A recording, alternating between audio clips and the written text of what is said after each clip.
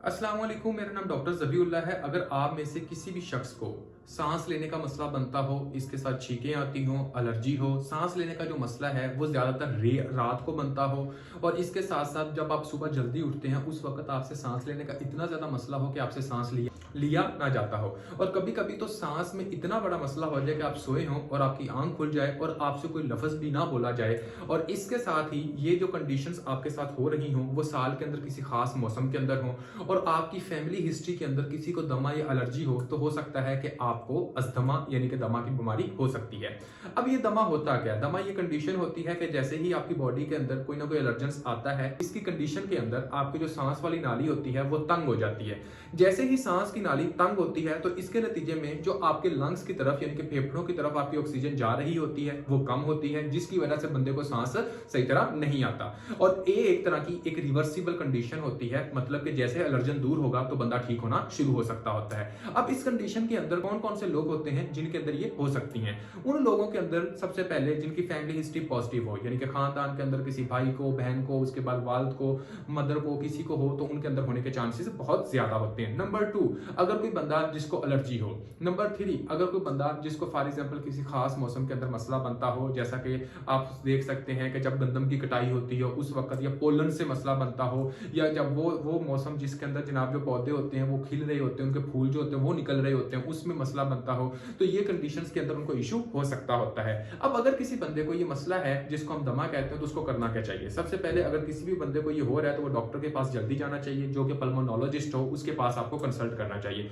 Pulmonologist साहब जो होंगे वो क्या करेंगे? सबसे पहले आपका फिजिकल एग्जामिनेशन करेंगे, आपकी चेस्ट ऑस्कल्टेट करेंगे, उसमें से वो देखेंगे कि आपकी व्हीजिंग साउंड्स हैं कि नहीं है, और इसके साथ ही वो आपसे पूछेंगे कि कभी सीटियों की आवाज निकलती है कि नहीं निकलती।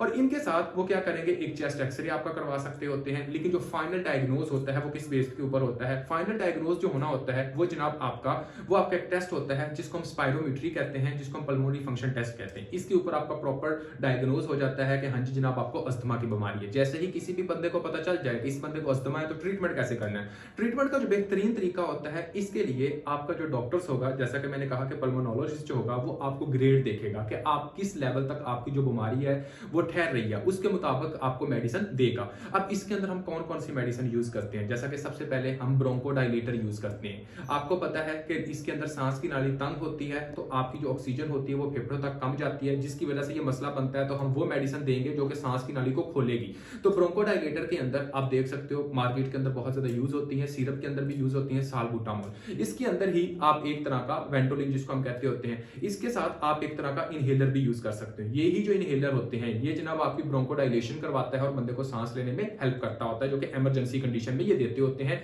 और इसके साथ आपको देते हैं स्टीरॉइड्स। स्टीरॉइड्स क्या काम करते हैं? स्टीरॉइड्स ये काम करते हैं कि आपके इम्यून सिस्टम को डिप्रेस करेंगे, क्योंकि ये एक तरह का आपके इम्यून सिस्टम का भी इफेक्ट होता है।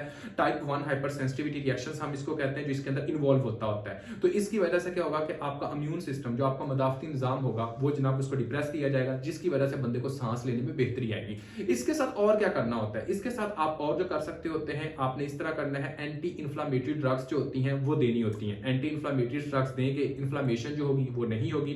और इसके साथ आपको एलर्जी है तो एलर्जी को रोकने के लिए, या कोई एलर्जन जो आपकी बॉडी के ऊपर आकर अटैक करवाता है, तो उसका इफेक्ट खत्म करने के लिए आप क्या करोगे? एक तरह की एंटी हिस्टामिन ड्रग्स यूज कर सकते हो, या ऐसी आप ड्रग्स यूज करते हो जो एलर्जी से बचाती हैं। जिनके अंदर कौन कौन सी ड्रग्स हो सकती हैं आप सबने नाम तो सुना होगा, यानी कि आपने सुना होगा सिट्राजिन की टैबलेट, मोंटीगट की टैबलेट, मोंटिका की टैबलेट, ये आप इस्तेमाल करते हो। और इसके साथ क्योंकि इनके अंदर जब किसी बंदे को अस्थमा का मसला बनता है तो इन्फेक्शन होने के चांसेस भी होते हैं, तो किसी किसी बंदे के अंदर एंटीबायोटिक प्रिस्क्राइब कर देते हैं, लेकिन किसी के अंदर प्रिस्क्राइब नहीं करते। लेकिन इसका जो बेहतरीन तरीका है वो कौन बता सकता है? वो आपको एक पल्मोनोलॉजिस्ट ही बताएगा। तो इसके लिए बेहतरीन तरीका है कि आप किसी पल्मोनोलॉजिस्ट से लाजमी कंसल्ट करें। अगर आपको ये मसला है और आपको मेरी बात की समझ आई है तो प्लीज वीडियो को लाइक कीजिएगा, कमेंट कीजिएगा और दूसरों के साथ शेयर कीजिएगा। फी मानुल्लाह, अल्लाह हाफिज और टेक केयर।